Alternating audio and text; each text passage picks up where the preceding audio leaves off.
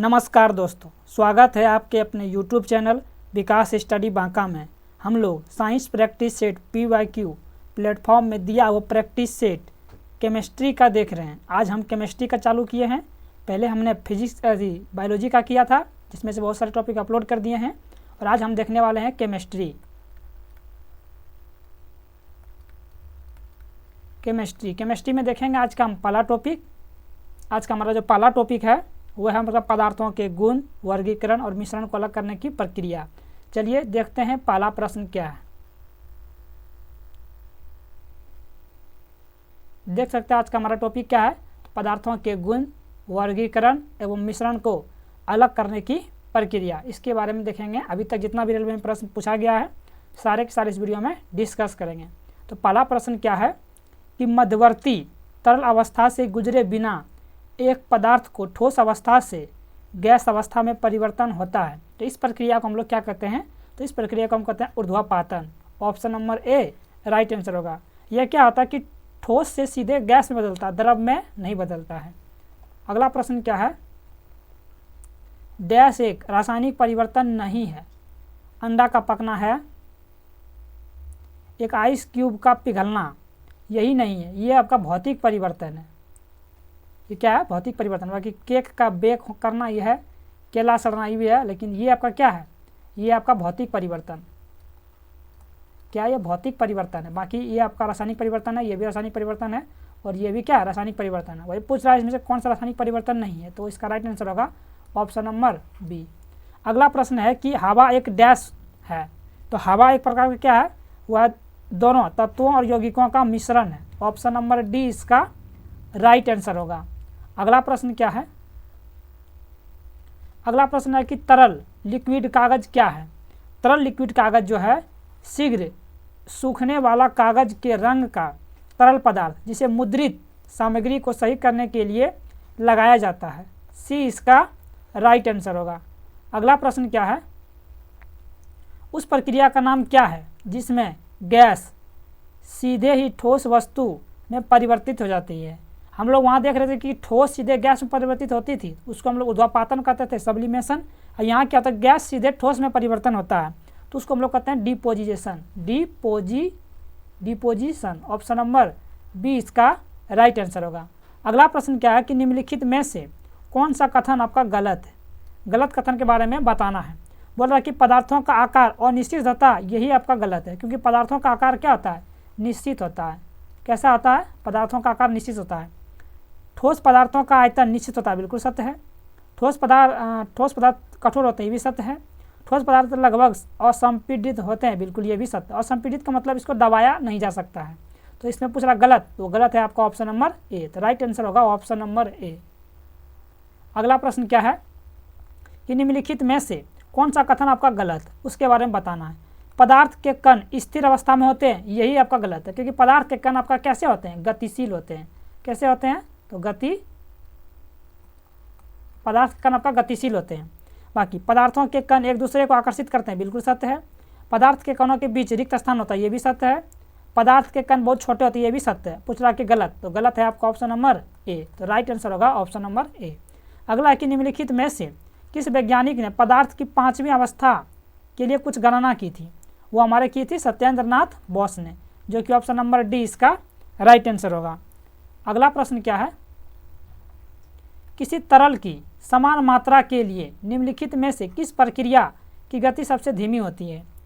किस प्रक्रिया के? क्वथन की, संघनन की, हिमांक की या वाष्पीकरण की?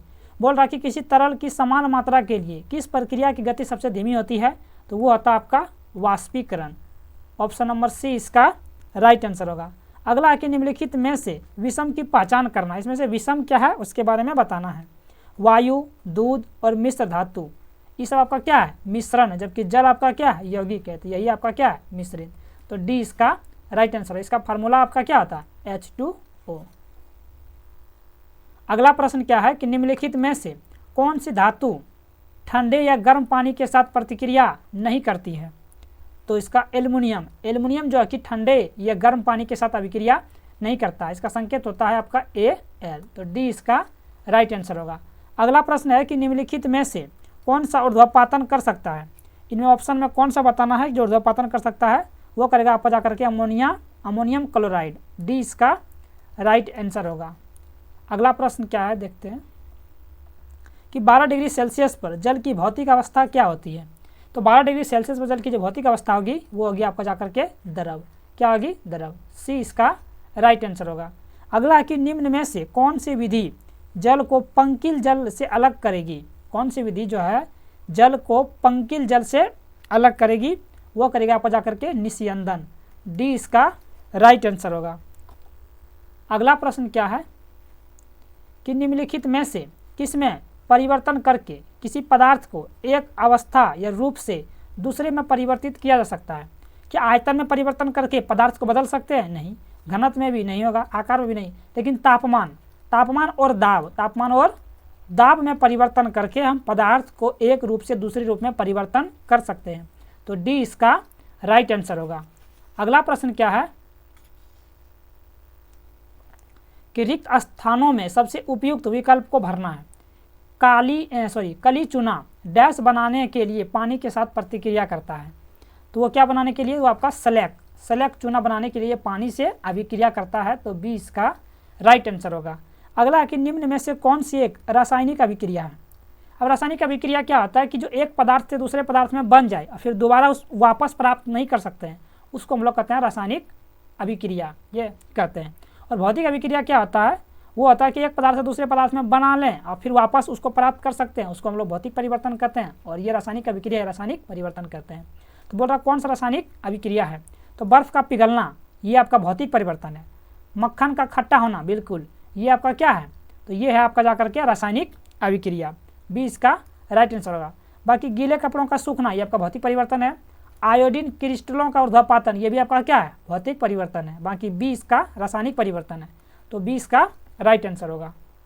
अगला प्रश्न क्या है कि असंतुलित रासायनिक समीकरण को क्या कहा जाता है? असंतुलित रासायनिक समीकरण को हम लोग कहते हैं कंकाल रासायनिक समीकरण। तो सी इसका राइट आंसर होगा। अगला है कि निम्नलिखित में से कौन ठोस, द्रव और गैस तीनों अवस्था में पाया जाता है? वो कौन है जो कि तीनों अवस्था में पाया जाता है? तो वो होगा जाकर के आपका अधातु। अधातु आपका ठोस, द्रव और गैस तीनों अवस्था में पाया जाता है। और ये जो अधातु होता है ये पीरियोडिक टेबल में आपका राइट साइड में होता है। ये मान लिया आपका पीरियोडिक टेबल है, तो इधर राइट साइड में जो आपका पाया जाएगा, इधर ठोस, द्रव और गैस तीनों अवस्था पाया जाएगा, तो इधर आपका पाया जाएगा अधातु। तो डी इसका राइट आंसर होगा। अगला प्रश्न क्या है कि रासायनिक अभिक्रिया जिसमें गर्मी उत्पन्न होती है उसे एक डैश कहा जाता है, उसको हम लोग कहते हैं ऊष्माक्षेपी अभिक्रिया। सी इसका राइट आंसर होगा। अगला कि विसरण के बारे में निम्नलिखित में से क्या सही नहीं है। इस प्रकार के प्रश्न हमेशा पूछा जाता है कि क्या सही नहीं है। विसरण केवल तभी संभव है जब पदार्थ के कण लगातार गतिमान अवस्था में हो। तो ये इसका सत्य है कि गैस के विसरण की दर ठोस और द्रवों की तुलना में अधिक होती है गैसों में, ये भी सत्य है। गैसों के विसरण की दर उनके आयतन पर निर्भर करती है, नहीं, ये गलत है। अगला है कि विसरण में कण उच्च सांद्रता से निम्न सांद्रता की ओर गति करता है, ये भी सत्य है। वही गलत कथन पूछ रहा है, तो सी इसका क्या होगा? गलत कथन हो जाएगा। अगला प्रश्न क्या है कि अणु शब्द किसने प्रतिपादित किया? अणु शब्द किसने प्रतिपादित किया? वो किया था पता करके डेमोक्रिटस ने। तो बी इसका राइट आंसर होगा। अगला प्रश्न क्या है, जब तत्वों को परमाणु भारों के बढ़ते क्रम में व्यवस्थित किया जाता है तो पहले तत्व के गुणधर्म 8वें तत्व के गुणधर्म के समान होते हैं। संगीत के नोट्स की तरह इस नियम को जाना जाता है। तो इस नियम को हम लोग जानते हैं न्यूलैंड्स के अष्टक नियम। ऑप्शन नंबर डी इसका राइट आंसर होगा। अगला प्रश्न क्या है कि समीकरण 2Cu प्लस ऑक्सीजन रिएक्शन करके 2CuO डैश एक उदाहरण है। ये किसका उदाहरण है? देखिए, दो चीज़ मिल करके एक चीज़ का निर्माण कर रहा है, इसका मतलब ये जुड़ रहा है। जुड़ने का मतलब है कि संयोजन अभिक्रिया। ऑप्शन नंबर सी इसका राइट आंसर होगा। अगला है कि निम्नलिखित में से कौन सा एक ऊर्ध्वपातक पदार्थ नहीं है? नहीं है, ये हमेशा ध्यान देना है।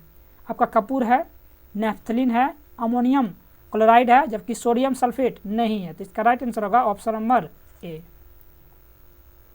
अगला प्रश्न क्या है कि एवोगाड्रो संख्या डैश द्वारा निरूपित किया जाता है, ये की जाती है, किसके द्वारा निरूपित करते हैं? तो वो करते हैं हम ऑप्शन नंबर बी के द्वारा, NO। ये हमेशा ध्यान रखिएगा, यहाँ कन्फ्यूजन हो सकते हैं आपका, NO यहाँ भी है और यहाँ भी है, लेकिन O जो होता है वो नीचे होता है, ये होता है आपका एवोगाड्रो संख्या। ऑप्शन नंबर बी इसका राइट आंसर होगा।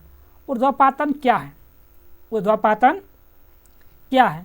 तो यह है कि किसी ठोस के वाष्प में रूपांतरित होने की प्रक्रिया को हम लोग क्या कहते हैं? ऊर्ध्वपातन कहते हैं। ये द्रव में नहीं बदलता, ठोस से सीधे गैस में परिवर्तित हो जाता है।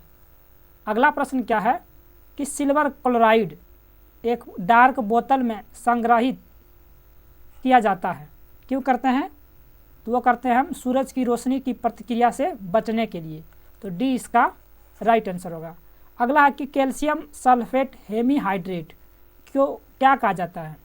कैल्शियम सल्फेट हेमीहाइड्रेट को हम लोग कहते हैं प्लास्टर ऑफ पेरिस, और प्लास्टर ऑफ पेरिस का सूत्र क्या होता है? CuSO4 × ½ H2O। यह है आपका प्लास्टर ऑफ पेरिस का सूत्र।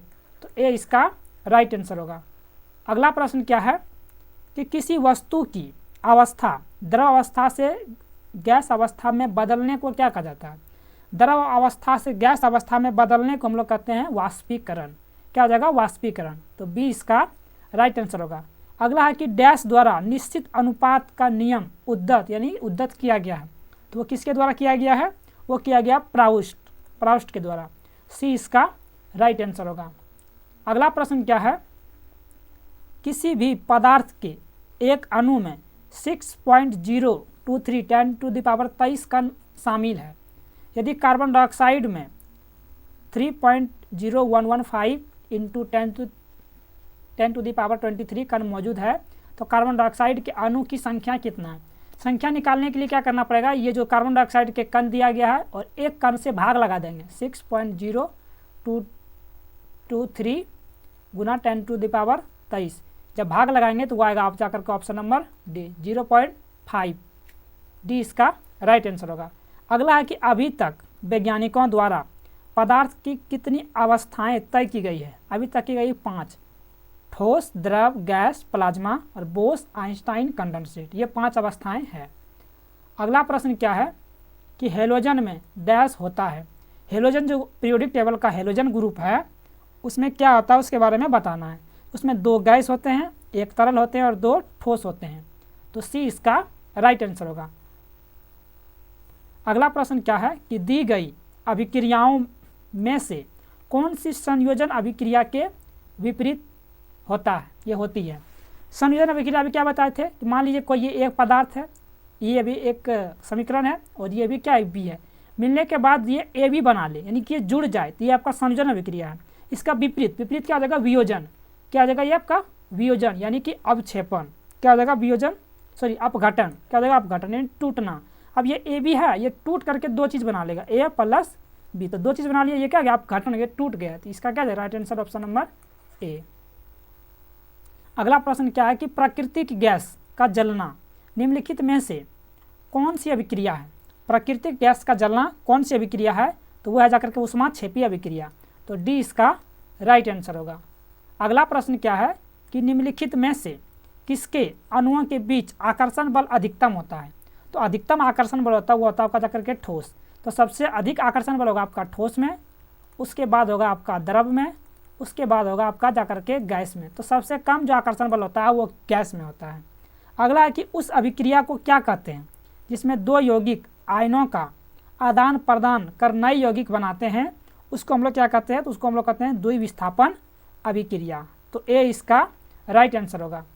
अगला प्रश्न क्या है कि सौर कुकर के अंदर का रंग क्या होता है? सौर कुकर के अंदर का रंग होता है आपका काला। सी इसका राइट आंसर होगा। अगला प्रश्न क्या है कि जब आप अपनी हथेली पर एसीटोन डालते हैं और आपकी हथेलियों में ठंडक महसूस होती है, तो दी गई अभिक्रियाओं में से ऐसा किस एक कारण होता है उसके बारे में आपको बताना है। तो वो होता जाकर के आपका वाष्पन के कारण। ए इसका राइट आंसर होगा। अगला प्रश्न क्या है, ये देख सकते हैं। अगला प्रश्न कि विस्थापन अभिक्रिया के संबंध में कौन सा कथन आपका सत्य है उसके बारे में बताना है। विस्थापन अभिक्रिया, तो वो क्या होगा, एक अधिक अभिक्रियाशील धातु अपने जलीय विलयन से अपेक्षाकृत कम अभिक्रियाशील धातु को विस्थापित करती है, यही है आपका विस्थापन अभिक्रिया। तो ए इसका राइट आंसर होगा। अगला प्रश्न क्या है कि पदार्थ के विभाजन के विचार को डैश में लंबे समय से माना जाता था। वो कहाँ मानते थे, वो मानते थे हम लोग भारत में, अपना देश भारत। तो बी इसका राइट आंसर होगा। अगला है कि द्रव के ठोस में परिवर्तन की प्रक्रिया को क्या कहा जाता है। द्रव का ठोस में जो होता है उसको हम लोग क्या कहते हैं, तो वो हम लोग कहते हैं घनीकरण। सी इसका राइट आंसर होगा। अगला प्रश्न क्या है कि किसी पदार्थ को एक अवस्था से दूसरी अवस्था में कैसे परिवर्तित किया जा सकता है। कैसे परिवर्तित हम लोग करते हैं, तो वो करते हैं हम लोग ऊष्मीय ऊर्जा को अवशोषित और विकृत कर। ऑप्शन नंबर डी इसका राइट आंसर होगा। अगला प्रश्न क्या है, डैश को किसी वस्तु में मौजूद पदार्थ की मात्रा के रूप में परिभाषित किया जाता है। किसको करते हैं, तो वो करते हैं हम लोग द्रव्यमान। तो डी इसका राइट आंसर होगा। अगला कि किसने सुझाव दिया था कि जीवन सरल अकार्बनिक अणुओं से विकसित हुआ है। ये किसने बात कही थी, तो ये कही थी अब का हाल्डेन ने। किसने कही थी, हाल्डेन। सी इसका राइट आंसर होगा। अगला प्रश्न क्या है कि एक अभिक्रिया में जिसमें एक पदार्थ के एक या अधिक अणु आपस में दोहरे या तिहरे आबंध के माध्यम से जुड़े होते हैं को कहा जाता है। को हम लोग क्या कहते हैं, तो वो कहते हैं हम लोग योगात्मक अभिक्रिया करते हैं। तो बी इसका राइट आंसर होगा। अगला कि निम्नलिखित में से कौन पृथ्वी पर सबसे कठोरतम पदार्थ है, वो है जाकर के आपका कार्बाइन है। तो बी इसका राइट आंसर होगा। अगला प्रश्न क्या है, गैसों और द्रवों को सामान्य नाम क्या है। गैसों और द्रवों का जो सामान्य नाम है वो है जाकर के आपका द्रव। तो ए इसका राइट आंसर होगा। अगला प्रश्न क्या है, किसी पदार्थ के उच्च सांद्रता वाले क्षेत्र से निम्न सांद्रता वाले क्षेत्र में जाने को डैश कहा जाता है। उसको हम लोग कहते हैं विसरण। विसरण क्या होता है कि उच्च सांद्रता से निम्न सांद्रता की ओर जाता है। तो बी इसका राइट आंसर होगा। अगला है कि अयस्कों का भर्जन क्यों किया जाता है। अयस्कों का भर्जन करते हैं सल्फर निकालने के लिए। तो बी इसका राइट आंसर होगा। अगला प्रश्न क्या है कि निम्नलिखित में से कौन सा भौतिक परिवर्तन नहीं है, उसके बारे में बताना है। तो गैसों का द्रवों में द्रवीकरण, ये आपका भौतिक परिवर्तन है। ठोसों का द्रवों में पिघलना, ये भी भौतिक परिवर्तन है। द्रवों का गैसों में वाष्पीकरण, ये भी भौतिक परिवर्तन है। लेकिन पदार्थों का किण्वन, ये भौतिक परिवर्तन नहीं, ये आपका रासायनिक, ये क्या है, तो रासायनिक परिवर्तन है। रासायनिक परिवर्तन क्या होता है कि एक पदार्थ से दूसरे पदार्थ में बनना, फिर वापस उस पदार्थ को प्राप्त नहीं कर पाना, तो ये आपका है रासायनिक परिवर्तन। जबकि भौतिक परिवर्तन में क्या होता है कि गैस को अगर द्रव में बदल लिए तो फिर हम द्रव से गैस में बदल सकते हैं। तो ये सब तीनों क्या आपका भौतिक परिवर्तन है। जबकि आपका नीचे वाला पदार्थों का किण्वन, ये आपका रासायनिक परिवर्तन है। तो डी इसका राइट आंसर होगा। अगला है कि क्लोरोफॉर्म का अणुसूत्र क्या है। क्लोरोफॉर्म का जो अणुसूत्र है वो है CH-Cl3। तो ए इसका राइट आंसर होगा। अगला प्रश्न क्या है कि निम्न में से किस प्रक्रिया में पाइरूवेट एथेनॉल और कार्बन डाइऑक्साइड में परिवर्तित होता है। तो वो होगा जाकर के आपका किण्वन। तो किस प्रक्रिया में पाइरूवेट एथेनॉल और कार्बन डाइऑक्साइड में परिवर्तन होता है, यानी पाइरूवेट एथेनॉल और कार्बन डाइऑक्साइड में परिवर्तन होता है, वो होता है आपका किण्वन में। तो सी इसका राइट आंसर होगा। अगला, किस ब्रह्मांड में मौजूद प्रत्येक वस्तु जो पदार्थ से निर्मित है उसे वैज्ञानिकों ने क्या नाम दिया। उसे वैज्ञानिकों ने नाम दिया मैटर, यानी कि द्रव्य नाम दिया। ये इसका राइट आंसर होगा। अगला प्रश्न क्या है कि मैग्नीशियम के लिए प्रयुक्त प्रतीक क्या है। तो वह है जाकर का आपका Mg और परमाणु संख्या आपका 12। प्रत्येक तत्व का एक नाम और डैश होता है। प्रत्येक तत्व का एक नाम और एक अद्वितीय रासायनिक प्रतीक होता है। अद्वितीय रासायनिक प्रतीक, डी इसका राइट आंसर होगा। अगला प्रश्न है कि पदार्थ की प्रकृति के संबंधित मूलभूत सिद्धांत किसने प्रतिपादित किया था। तो वह किया था आपका जाकर के जॉन डाल्टन ने। किसने किया था, जॉन डाल्टन। तो बी इसका राइट आंसर होगा। अगला प्रश्न क्या है कि NaCl और NH4Cl के मिश्रण को पृथक करने के लिए निम्नलिखित में से किस विधि का उपयोग किया जा सकता है। किस विधि का उपयोग करते हैं, वो करते हैं हम लोग ऊर्ध्वापातन। अमोनियम क्लोराइड और NH4Cl, अमोनियम क्लोराइड और सोडियम क्लोराइड का जो पृथक्करण करते हैं वो करते हैं ऊर्ध्वापातन से। तो बी इसका राइट आंसर होगा। अगला कि निम्नलिखित में से कौन सा एक आयनिक यौगिक का एक गुणधर्म है। तो आयनिक यौगिक का गुणधर्म है कि इसका क्वथनांक और गलनांक उच्च होता है। तो डी इसका राइट आंसर होगा। और ये देख सकते हैं कि NTPC का फर्स्ट स्टेज जो 2021 में एग्जाम हुआ था उसमें पूछा गया है। अगला प्रश्न है कि इनमें से कौन सी गैस सोडा वाटर जैसे वातित पेयों में विलय के रूप में शामिल होता है। तो वो होता है आप जाकर के आपका कार्बन डाइऑक्साइड। क्या होता है, कार्बन डाइऑक्साइड यानी कि CO2। अगला क्वेश्चन क्या है कि पदार्थों को वर्गीकृत करने के लिए प्रारंभिक भारतीय दार्शनिकों द्वारा कितने मूल तत्वों का वर्णन किया था। तो वह क्या था आपका जाकर के 5 मूल तत्वों का। तो ए इसका राइट आंसर होगा। अगला कि निम्नलिखित में से कौन सा पदार्थ ऊर्ध्वपातन की प्रक्रिया से गुजरता है। तो वह गुजरेगा आपका आयोडीन। तो सी इसका राइट आंसर होगा। अगला कि प्लास्टर ऑफ पेरिस किससे बनता है। तो प्लास्टर ऑफ पेरिस आपका बनता है जिप्सम से। किससे बनता है दोस्तों, जिप्सम से। जिप्सम का फार्मूला आता है CuSO4 × 2H2O। ये आपका जिप्सम से बनता है प्लास्टर ऑफ पेरिस। और प्लास्टर ऑफ पेरिस का सूत्र होता है CuSO4 और यहाँ जल जो आपका 2H2O यह हो जाएगा आधा, तो हाफ H2O। ये आपका प्लास्टर ऑफ पेरिस का है और ये है आपका जाकर के जिप्सम का। तो इसका राइट आंसर होगा डी। अगला प्रश्न है कि इनमें से कौन सा कमरे के ताप पर द्रव अवस्था में मौजूद एकमात्र अधात्विक पदार्थ है। तो वो है जाकर के आपका ब्रोमीन। एकमात्र अधात्विक पदार्थ है ब्रोमीन। अगर धात्विक पूछता तो वो हो जाता आपका जाकर के पारा। क्या हो जाता, पारा। तो इसका राइट आंसर होगा डी। अगला कि चीनी के अल्कोहल में रूपांतरण की प्रक्रिया को क्या कहते हैं। रूपांतरण की प्रक्रिया को हम लोग कहते हैं किण्वन। क्या कहते हैं, किण्वन। तो बी इसका राइट आंसर होगा। अगला प्रश्न क्या है कि पृथ्वी पर पाया जाने वाला सर्वाधिक सघन पदार्थ कौन सा है। तो सर्वाधिक सघन पदार्थ है आपका जाकर के ऑस्मियम। क्या है, ऑस्मियम। तो ए इसका राइट आंसर होगा। अगला है कि अष्टक नियम किसने प्रतिपादित किया था। तो अष्टक नियम क्या था जाकर के आपका अलेक्जेंडर न्यूलैंड्स ने। Alexander Newlands. तो बी इसका राइट आंसर होगा। अगला प्रश्न है कि निम्नलिखित में से कौन सा कैल्शियम कार्बोनेट का एक रूप नहीं है।